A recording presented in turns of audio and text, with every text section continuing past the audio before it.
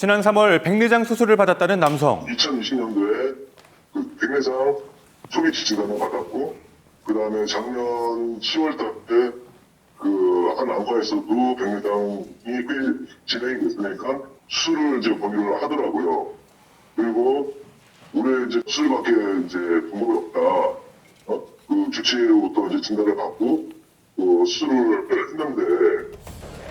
병원 3곳에서 백내장 진단을 받았고 신중하게 수술을 결정했는데요. 하지만 문제는 수술 이후부터였습니다.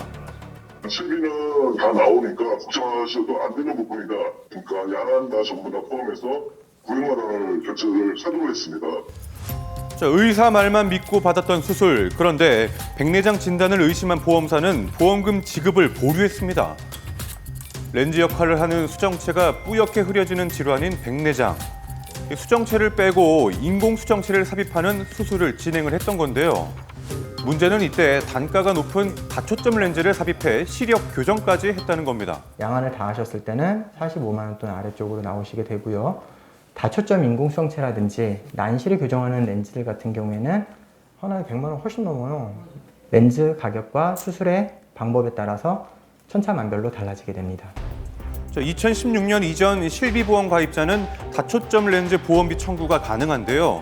일부 안과에선 단가가 비싼 다초점 렌즈 삽입술을 권유하기도 합니다. 노년 질환으로 알려진 백내장. 최근에는 젊은 세대에서도 많이 발생하는데요.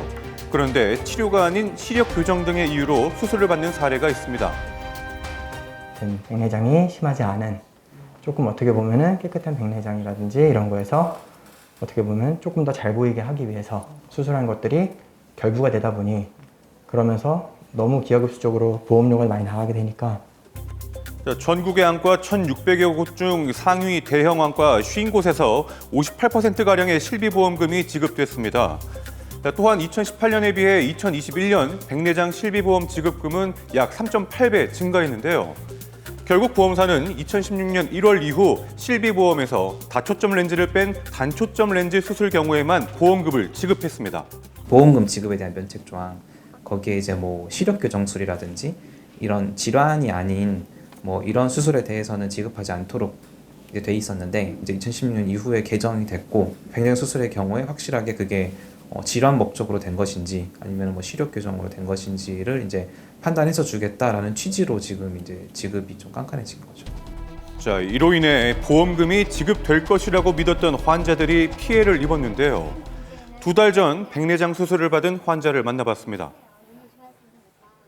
병원 관계자분한테 실손이 가능한 건지 제가 여쭤봤어요. 여쭤봤더니 가능하다고 해서 확인하고 수술을 한 거죠. 주치 소견서랑 보고 심사를 올려서 일주일 뒤에 결과를 알려주겠다고 했어요. 애매한 단계라고 의료 자문을 해야 된대요. 수술 전 일상생활이 힘들 정도라 백내장 수술이 시급했다고 하는데요. 미용이나 시력 교정 목적이 아닌 백내장 치료 목적으로 시행됐음을 확인합니다라고 적혀 있습니다.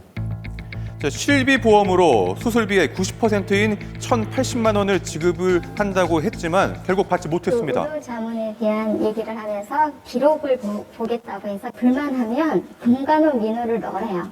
그래서 제가 4월 7일 날 금관원 민원을 넣었어요. 그랬더니 의료 자문을 안 했기 때문에 심사 보류라는 거야. 의료 자문은 보험사가 보험금 지급 과정에서 치료 목적인지 판단하기 위해 다른 전문의에게 자문을 구하는 건데요. 문제는 백내장 수술의 필요 여부는 문서로 파악하기 어렵다는 겁니다. 의학적인 판단을 의해서 안과의사가 판단해서 수술을 진행하는 게 맞고요. 자문 자체를 가지고 이전에 백내장이 이것이 수술할 정도인지 아닌지는 판단하기가 굉장히 어렵고요. 이와 같은 피해를 호소하는 사람들은 900여 명, 금융당국에도 하소연을 했지만 소용이 없었습니다. 소비자원의 실비보험금 지급 거절로 들어온 상담은 4월 한 달만 380여 건. 의사의 판단에 따라서 환자들은 이제 수술을 받은 거고 보험료 지급 청구를 했을 때 뭐 의료 자문을 보험사가 받았다. 근데 그걸로 뭐 지급을 거절했다. 환자가 그걸 어떻게 반박할 수가 없잖아요. 보험사가 의심되는 그런 병원이나 뭐 의사가 있다면 보험사가 먼저 그쪽에다가 부당이득 반환 청구라든지 이런 청구를 하는 게 자, 이에 금융감독원은 지난달 18일부터 오는 31일까지 백내장 보험 사기 특별 신고 포상 제도까지 마련을 했는데요. 병원에서 이제 이 실손보험 제도를 좀 악용을 해서 뭐 수술하지 않아도 되는 그런 환자들한테도 수술을 권유해서 과잉 진료나 뭐 그런 뭐 수술이 불필요한 경우에 수술을 해서 청구하는 경우가 많았거든요. 보험사들이 나름의 이유를 가지고 이 지금 실손보험 지급을 좀 깐깐하게 하고 잘 지급을 하지 않고 있는데 결국은 그 등살에 피해 보는 거는 환자인 거잖아요. 자, 백내장 진단과 함께 시력 교정을 권유하는 병원에 방문했다면 다른 병원도 방문하면서 본인의 상태를 체크해보고 수술 전 보험금 청구에도 문제가 없는지 꼼꼼히 살펴봐야겠습니다.